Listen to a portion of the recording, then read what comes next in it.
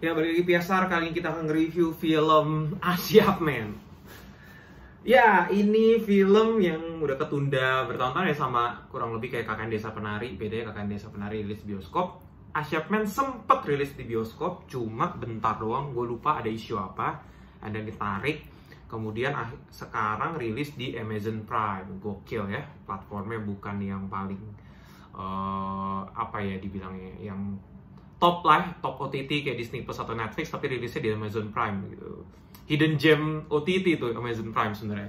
Anyway, Siap Men bercerita tentang Atta Halilintar. Ini filmnya Atta Halilintar juga, directing by him juga.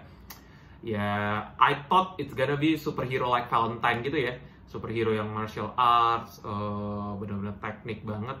Ternyata di sini superhero-nya tuh bener-bener ya superhero secara simbol gitu loh, bahwa ya lu you can be a superhero to your surrounding gitu-gitu aja sih, tipikal seperti itu. Beda tentang, gua sampai lupa nama karakternya si Atta Halilintar siapa tuh.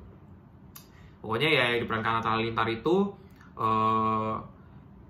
ya dia tinggal di kampung kumuh gitulah ya, sampai akhirnya diserang, diusir gitu karena ada mau bangunan, minta ada pembebasan lahan, atau ada mau bangunan apa ya, basic lah pembangunan kayak apartemen. Ini poor versus rich gitu ya, topik-topik seperti itu. Terus topik-topik sedikit menyentil sedikit tentang koruptor, tentang kayak mau nyari suara voting, bahwa betapa orang miskin tuh nggak punya power gitu-gitu. Dan ya of course selalu ada always the Cinderella story, di mana ada somebody Princess Charming, somebody beautiful jump into the poor atau the slum, seakan-akan malaikat memberikan secercah harapan orang-orang kaya itu. Ya ampun, apa ya ini sih.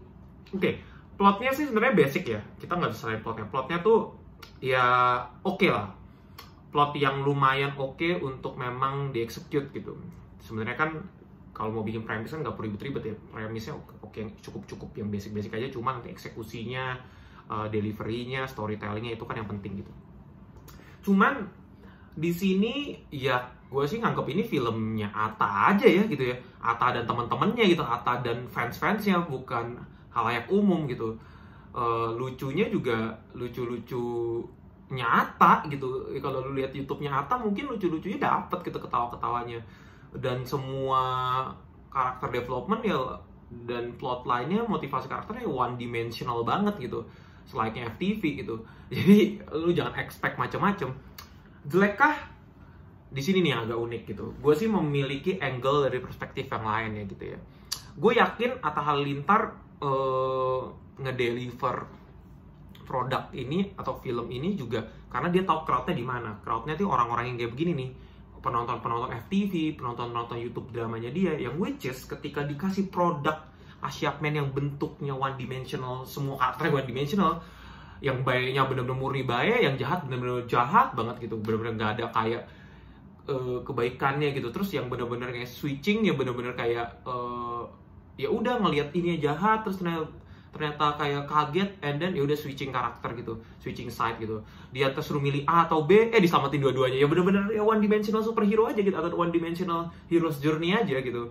Yang which is everybody win gitu. Orang jahatnya juga clear murni jahat banget. Ya meskipun aneh ya, strength-nya pakai serum gitu, terus Atanya sampai akhir pun nggak punya strength, bener-bener murni latihan aja, lucu-lucuan aja lah gitu, selain kayak YouTuber gitu atau FTV. Jadi I can say untuk men-summarize A Siap Men ini apa, mungkin sebuah film FTV yang digabung dengan tonality dan ya karakteristiknya Atta Halilintar di YouTube-nya dia gitu, digabungkan jadi sebuah film panjang gitu. Makanya cut-to-cut-nya tiba-tiba ada dikejar-kejar, tiba-tiba berantem, tiba-tiba cut-to-cut kesini, ya ampun. Ya lu kalau nonton FTV kayak begitu gitu. Planting romance, karakter development terhadap relationship-nya juga tiba-tiba gitu, kamu suka sama gue gitu. Bener-bener akord yang FTV banget. Ya the poor guy have a relationship with rich girl gitu kan ya, FTV banget gitu kan, jual mimpi semua gitu. Meskipun gue suka sih sebenarnya, if you want to send the message yang benar-benar yang moral value-nya yang memang bener-bener ya good versus the bad ya gitu, good versus bad, emang mau ngasih moral-moral yang baik, menurut gua ya perlu one dimensional kayak gini, karena marketnya sih akan lebih apa ya, akan lebih makan dengan film yang one dimensional yang terang-terangan, oke ini baiknya di sini loh, baik itu begini ya gitu, terang-terangan ngasih tunjuk depan gitu loh. Instead of lu kayak Sri Asih atau kayak Gundala atau kayak film-film superhero lain yang kayak masih abu-abu. Lu bayangin orang-orang masyarakat uneducated atau whatever it is lah ya, gue masyarakat mungkin yang belum tercover dengan referensi banyak-banyak film, nonton yang film kayak gitu pasti akan bilang jelek, guys. Kita mungkin bilang bagus, tapi mereka nggak ngerti karena memang bukan marketnya aja. Tapi what if those kind of market nonton Asyapman, gue yakin bilangnya bagus, gitu. Ini masalah market aja. Jadi with all that being said, gue sih menganggap Asyapman ini pertama menghibur banget loh. Gue nonton ini ketawa-ketawa meskipun dia, kalau kita mau nilai ini dari angle perspektif kritikus atau review film as usual, gue sih pasti bakal ngata-ngatain, nge-roasting Atta, mendingan gak usah acting lu gitu, mendingan ini, apalagi bini lu, pada saat itu menjadi bininya gitu kan, masih mau merit pada saat itu, bener-bener jokesnya juga meta semua, ya jokes yang memang kejadian gitu, kalau lu gak tahu referensinya itu gak akan ketawa. Ya tapi kan ini kan buat marketnya mereka gitu ya, jadi it's fun gitu, lucu, gue enjoy, ketawa-ketawa juga dengan konyol-konyolannya, ketidak bisa actingan mereka, referensi mereka. Ada Raffi Ahmad, Nagita Slavina, itu udah kayak bukan acting ya, kayak ngomong aja dia bikin konten YouTube gitu. Ya oke lah gitu, it's fun lah gitu, Asyapman gitu. Ya tanpa dipungkiri, meskipun buat teman-teman di luar sana yang sering ngata-ngatain Atta atau ngata-ngatain jelek dan lain-lain, tanpa perlu dipungkiri setidaknya Asyapman itu menjadi bagian pop culture yang bener-bener menjadi top of mind kita. I can say menjadi salah satu journey lah gitu. Bisa jadi cult movie loh. Kita nggak pernah tahu gitu. Bisa jadi cult movie gitu Asyapman. Yang which is untuk marketnya mereka ya gitu. After mereka mungkin dewasa, mungkin mereka nggak sadar, gila dulu gue nonton cult movie gini nih gitu.